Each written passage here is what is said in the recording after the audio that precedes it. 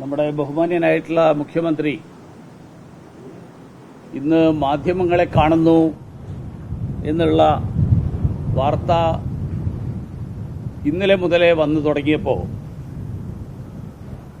ഞാനുൾപ്പെടെ പലരും പ്രതീക്ഷിച്ചത് ഭരണകക്ഷി MLA തന്നെ ദാവൂദ് ഇബ്രാഹിമിനെ പോലെയാണ് എന്ന് വിശേഷിപ്പിച്ച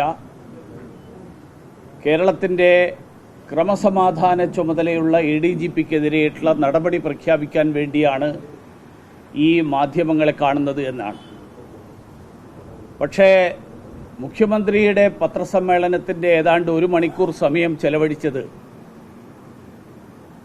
മുഖ്യമന്ത്രിയുടെയും സർക്കാരിൻ്റെയും വീഴ്ചകൾ ചൂണ്ടിക്കാണിച്ച, സർക്കാരിൻ്റെ കൊള്ളരുതായ്മകൾക്കെതിരായിട്ട് ചോദ്യങ്ങൾ ഉയർത്തിയ മാധ്യമങ്ങളെയും മാധ്യമപ്രവർത്തകരെയും ഭീഷണിപ്പെടുത്താനാണ്. മാധ്യമപ്രവർത്തകർക്കെതിരായിട്ട് നടപടിയെടുക്കും, അവർക്കെതിരെ അവരെ ജയിലിലടക്കും തുടങ്ങിയിട്ടുള്ള തരത്തിലുള്ള ധ്വനി വരുന്ന തരത്തിലാണ് മുഖ്യമന്ത്രി ഈ വാർത്താ സമ്മേളനത്തിൽ മുഴുവൻ പറഞ്ഞത്. മുഖ്യമന്ത്രി പറയുന്നത് അദ്ദേഹത്തിൻ്റെ രാഷ്ട്രീയ ഉപദേശകനായിട്ടുള്ള P. ശശി ഒരു തെറ്റും ചെയ്തിട്ടില്ല എന്നാണ്. ADGP അജിത് കുമാർ ഒരു തെറ്റും ചെയ്തിട്ടില്ല. അപ്പോൾ സ്വാഭാവികമായിട്ട് ഉയർന്ന ചോദ്യം, ഇവർ രണ്ടുപേരും വലിയ കുഴപ്പക്കാരാണ്, ഇവർ രണ്ടുപേരും നിയമവിരുദ്ധമായിട്ടുള്ള കാര്യങ്ങൾ ചെയ്തു എന്ന് പറഞ്ഞ അൻവറിനെതിരായിട്ട് എന്തുകൊണ്ട് നിയമ നടപടികൾ സ്വീകരിക്കുന്നില്ല എന്നാണ്.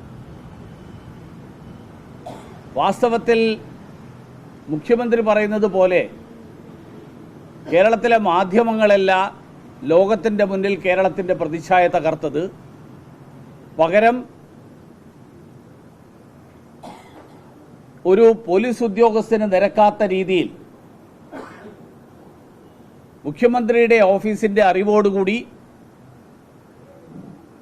അധോലോക പ്രവർത്തനങ്ങൾക്ക് നേതൃത്വം നൽകുന്നു എന്ന് ഭരണകക്ഷിയുടെ MLA തന്നെ ആരോപിച്ചിട്ടുള്ള പോലീസ് ഉദ്യോഗസ്ഥനാണ് കേരളത്തിൻ്റെ പ്രതിച്ഛായ തകർത്തിട്ടുള്ളത്.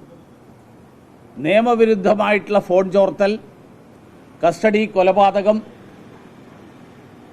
സ്വർണ്ണ കള്ളക്കടത്തിന് കൂട്ടുനിൽക്കൽ തുടങ്ങിയിട്ടുള്ള കുറ്റങ്ങൾ നടത്തുന്ന ഒരു ഉദ്യോഗസ്ഥൻ മുഖ്യമന്ത്രിയുടെ ഓഫീസിൻ്റെ അറിവോടുകൂടി ഇതെല്ലാം ചെയ്യുന്നു എന്ന് പറയുമ്പോൾ അതാണ് കേരളത്തിൻ്റെ പ്രതിച്ഛായ ലോകത്തിൻ്റെ മുന്നിൽ ഏറ്റവും കൂടുതൽ കളങ്കപ്പെടുത്തിയത്.